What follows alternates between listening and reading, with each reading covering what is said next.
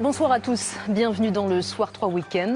Le gouvernement de Donald Trump prend forme. Les premières nominations laissent présager une ligne dure sur le plan national.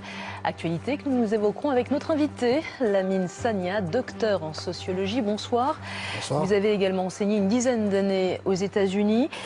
Oubliez, semble-t-il, les premières déclarations d'apaisement de Donald Trump. Une ligne dure semble se profiler. Est-ce que vous êtes étonné ? Non, pas du tout. Et je pense que ce n'est que le début, puisque ces militants, ces électeurs vont être très déçus. Actualité que nous développerons dans un instant. Lamine Sania, docteur en sociologie. Votre dernier ouvrage s'intitule « Violence, racisme et religion en Amérique, Cornel West, une pensée rebelle aux éditions Caran ». Merci d'être avec nous ce soir. Dites-moi, au vu de ce reportage et au vu des nominations de Donald Trump, les minorités aux États-Unis doivent-elles s'inquiéter de l'arrivée de Trump à la Maison-Blanche ? Oui, à l'évidence, ils doivent s'inquiéter puisque tout son discours est plein de haine. Il voudrait presque rétablir la ségrégation raciale, le Jim Crow. En fait, ce que Trump représente aujourd'hui, on l'a remarqué au début du siècle dernier avec trois mouvements, notamment le mouvement qui était incarné par Thomas Watson, le mouvement populiste, qui en fait avait rallié les classes faibles, qu'elles soient noires ou blanches. Ensuite, Thomas Watson a presque fini dans les bras du Ku Klux Klan. Il y avait Eugene Debs aussi, le mouvement syndical, qui s'était allié avec des immigrés à cette époque-là et qui finalement aussi n'a pas intégré les minorités lorsqu'il était au pouvoir. Et même le mouvement progressiste incarné par Woodrow Wilson, à un certain moment, a rétabli la ségrégation raciale au niveau de Washington. Le Ku Klux Klan qui va d'ailleurs célébrer prochainement l'arrivée de Donald Trump à la Maison-Blanche par une manifestation importante. La question raciale, elle a toujours été au cœur de la politique américaine ? Oui, absolument, puisque, comme le disait Dubois au début du siècle dernier, il disait que le XXe siècle, ça sera le color line, la question de la ségrégation raciale. Alors, parlez-nous un peu de la color line, dont on parle à l'exposition, une exposition majeure au Quai Branly. La color line, c'est la limite de la ségrégation. C'est la ligne qui sépare, en fait, la ligne de séparation. Et cette ligne de séparation, c'est-à-dire la ségrégation raciale, a été instituée donc avec Jim Crow à la fin du XVIIIe siècle et du XIXe siècle, puis au XXe siècle jusqu'à 1965. Et donc il disait que c'était ça le problème du XXe siècle. Et tout le monde a cru qu'avec l'élection d'Obama, c'était fini de la color line. Mais aujourd'hui, on voit qu'il y a une certaine résurgence de la color line. Quel échec quand même des deux mandatures d'Obama, des violences policières, des bavures policières, l'arrivée de Trump, d'un populisme qui arrive aux États-Unis. Barack Obama, il a pas réussi son coup là-dessus. Est-ce que c'est parce que justement, lui, métis, il a eu du mal finalement à être en avant-garde sur ce combat-là?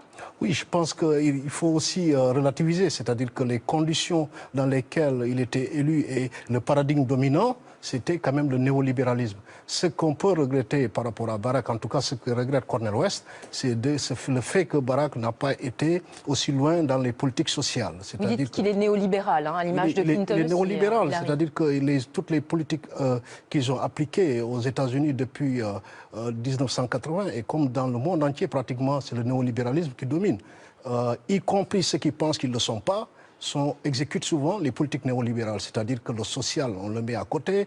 Or, il est impossible de penser le vivre en commun si on ne fait pas, il n'y a pas d'exigence de solidarité. Alors, la religion, également omniprésente aux États-Unis. Et vous parlez de deux concepts, vous voulez bien les développer, à la fois constantinienne et prophétique. C'est extrêmement important aux États-Unis. Oui, c'est-à-dire que les États-Unis, il n'y a que la religion, même le dollar, je veux dire. Oui. Et donc...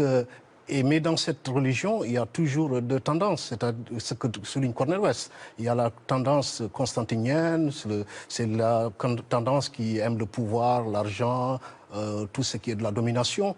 Et puis la tendance prophétique qui serait incarnée par exemple par Martin Luther King, qui est l'amour, la paix, la justice. Et donc ces deux dimensions ne sont pas les mêmes. Et tenir compte de ça, c'est tenir compte de toute la complexité de l'Amérique, y compris de l'Amérique noire.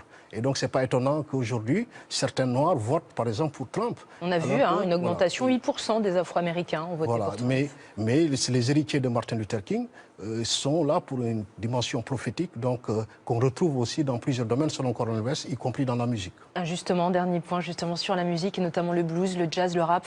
Voilà, c'est une continuité de ces combats et de la violence, de la religion, toujours d'actualité. C'est ça, c'est-à-dire qu'il faut comprendre que la musique est quelque chose de fondamental, y compris si on veut comprendre la question de la prophétie religieuse de Martin Luther King.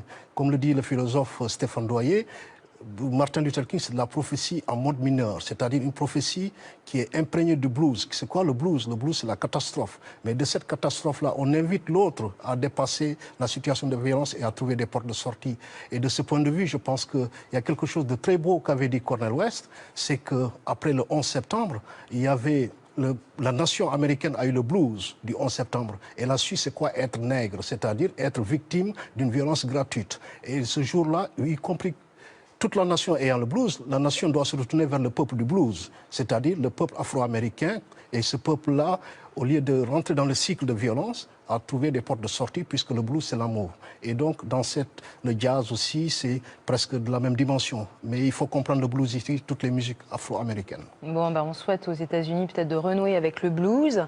Je rappelle votre dernier ouvrage, Violence, racisme et religion en Amérique, Cornel West, une pensée rebelle, aux éditions Caran. Merci Lamine Sagna d'avoir accepté notre invitation, l'invitation du Soir Week-end. Merci. Merci.